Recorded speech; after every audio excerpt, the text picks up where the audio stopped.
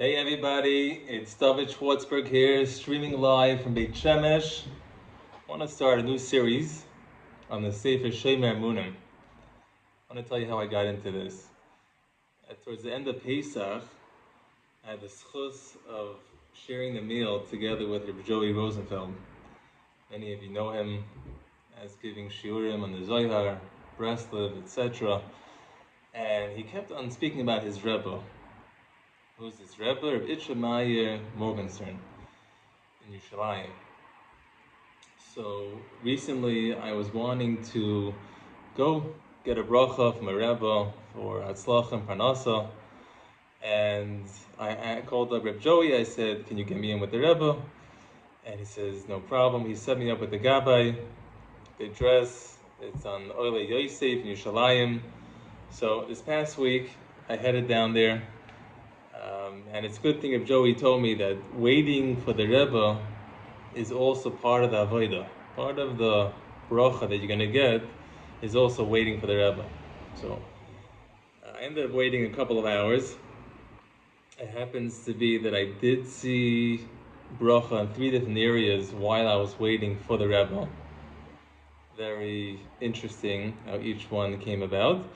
But about 3 hours later, the Gabbai ushers me into Rabbi Itchamayir's office, and this was after Mincha. This is after he davens Mincha about there being a tam time. It's plenty dark outside, pitch dark, and it was time for me to go in.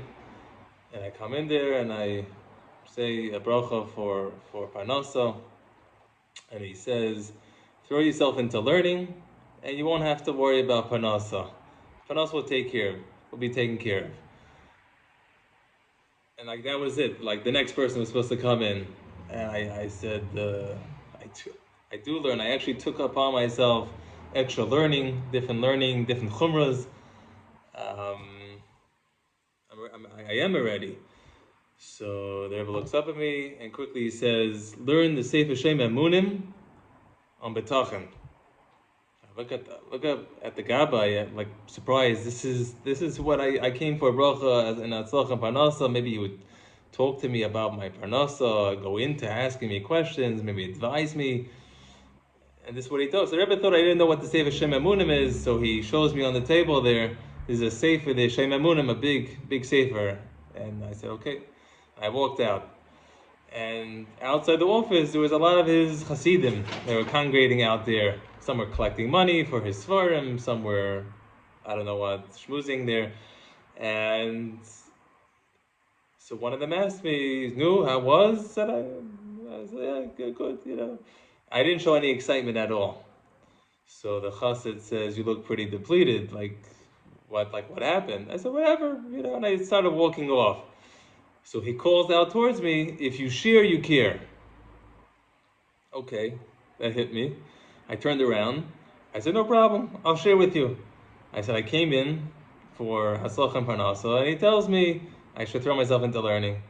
I should go in and learn the Sefer Shomer Emunim on Bitachon.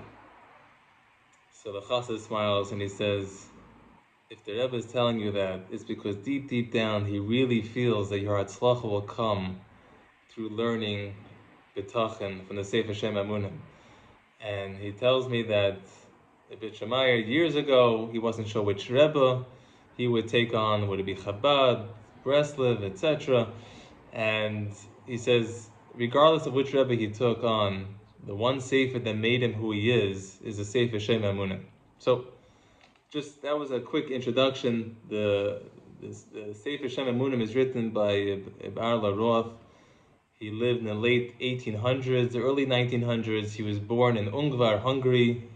Eventually, he was in where Satmar was.